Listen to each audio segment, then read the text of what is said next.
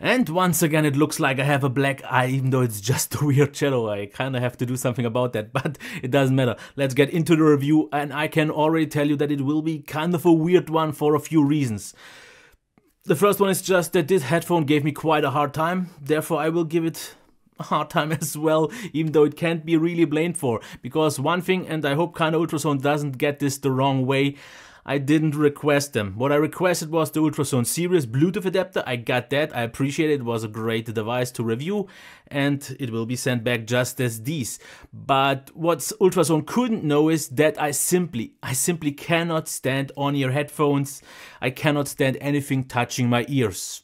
And that's why it's hard for me to kind of properly test them the way someone who likes on-ears would test them.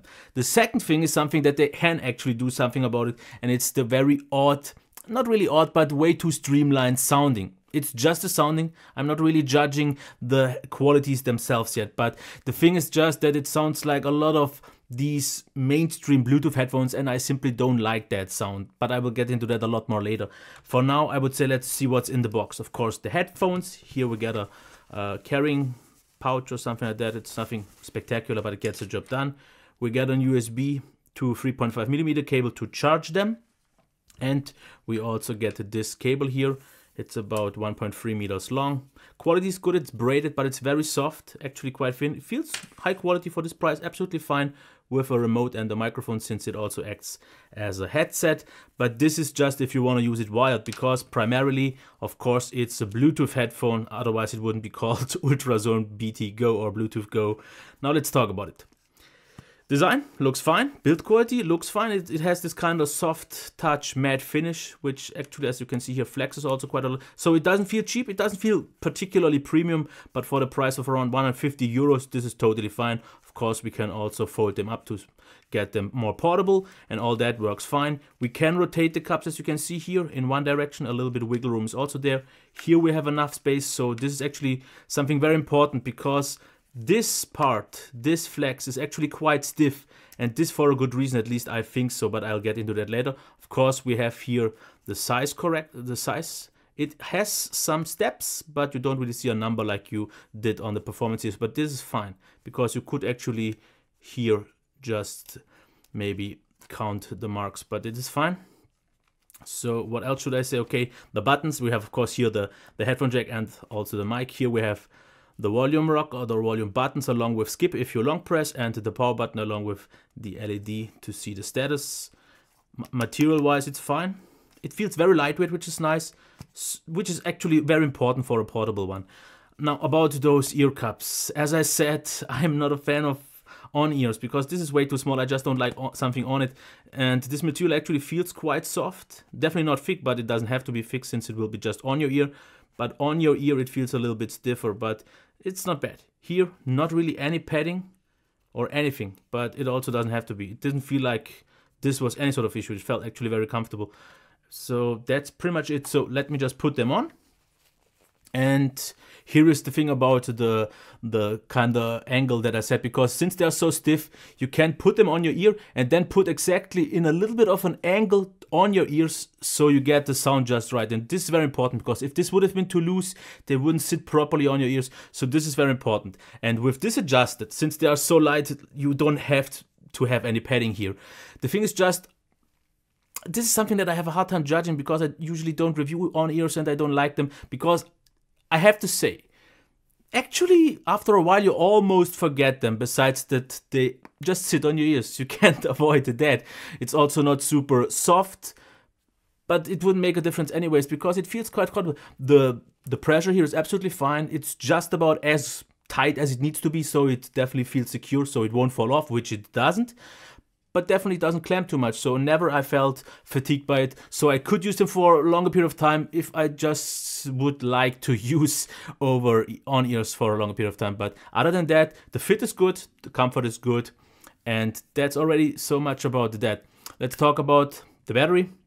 It's claimed that about 17 hours. I would say, since I use them at full max volume all the time, like 13, maybe 14 hours at best. But that's plenty. As long as I can get easily 10 hours, that's way more than good enough. And yeah. Otherwise, controls are fine. We have aptX support, not yet HD or something like that, but I don't think that's too much of an issue because most devices don't really support it anyways. So let's talk about the sound, but before that, let's get into the isolation. Since they actually sit on your ear and actually do quite a good seal around, I hear myself quite muffled. It's not as extreme as on a really thick over-ear, but they do actually isolate quite well passively. Leakage, of course, will be there, but it's a closed one, so it shouldn't be all that bad. Now, soundstage. I have to say that's already one of the first issues that I have with this one. It's very small, it's very clogged up, and the sound is actually very dark. And this is the thing where I'm just getting into the whole, I'm not happy with the sounding part, because to me they sound a lot like the Sony headphones that I reviewed that I didn't like so much, because the bass is actually way better in terms of quality than some of the headphones that I previously reviewed that I complained about, a very streamlined sound. But the overall balance is it, because if I would just see the separate values, the bass is nice, it's precise, it's a little bit on the thicker side, a little bit on the darker tone, so definitely a little bit focused towards, but the issue for me are the mids and the highs, because when I used them on Bluetooth, I couldn't really adjust the sound so much and I just couldn't get excited about the sound. It felt very boring, it felt very small in terms of soundstage. The actual sound stage was quite controlled and quite good, but it just felt too small and like I would have a curtain over my head, which is due to the fact that the highs are very extremely, very recessed, even though they also show the potential, and the mids are just way too down low. That seems to be a little bit, at least from the free headphones that I've reviewed from Ultrasone, to be a general thing, but I guess the higher end stuff that I still hope I will get the chance to review won't have so much, because so far they don't seem to be very neutral.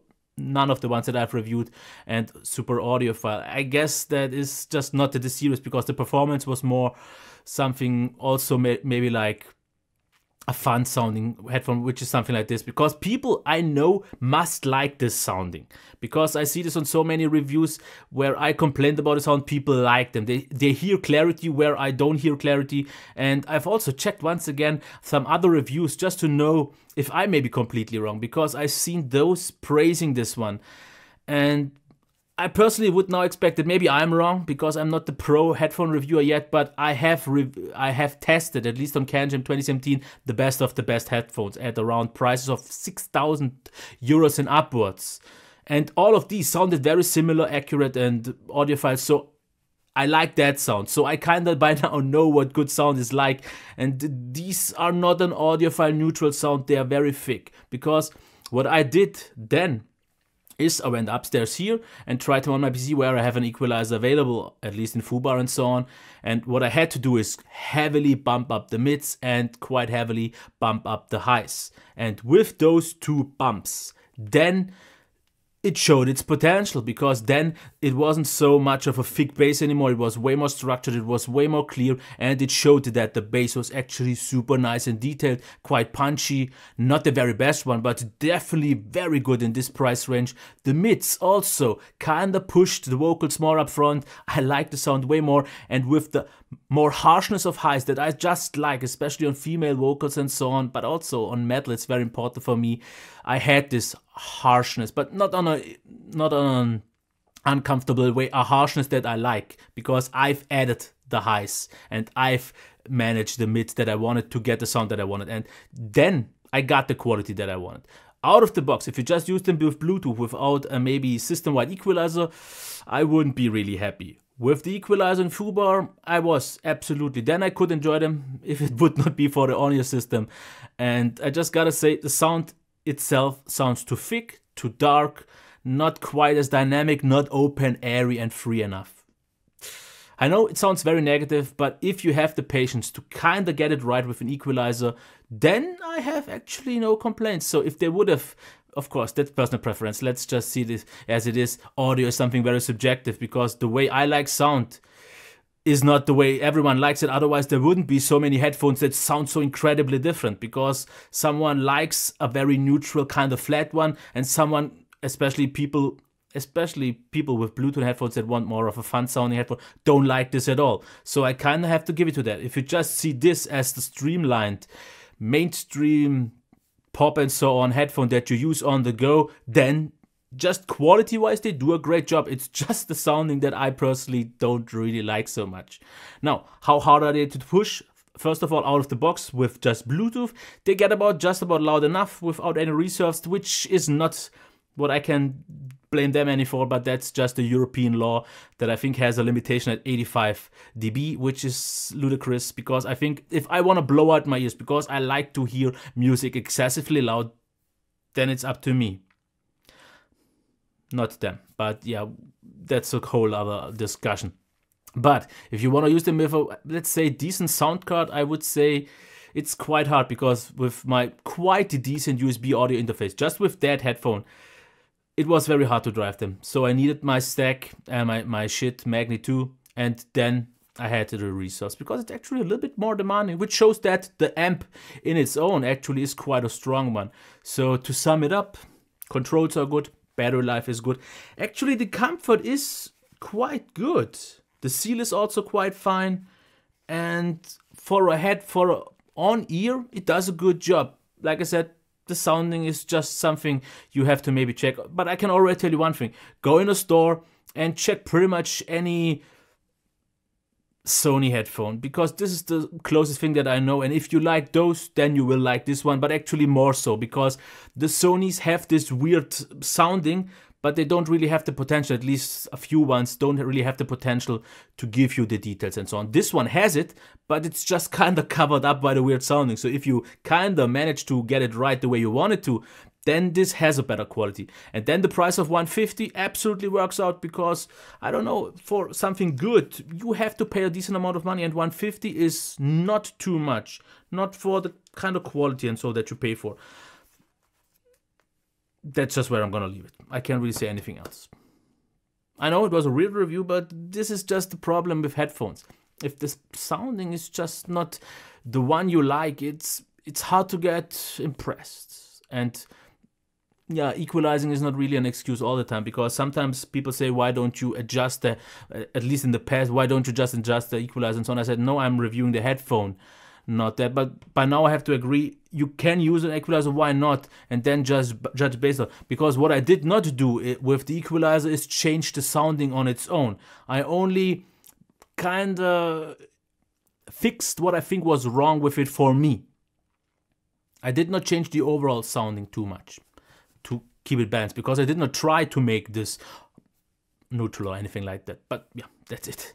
Okay, I hope it was still helpful. Other than that, bye.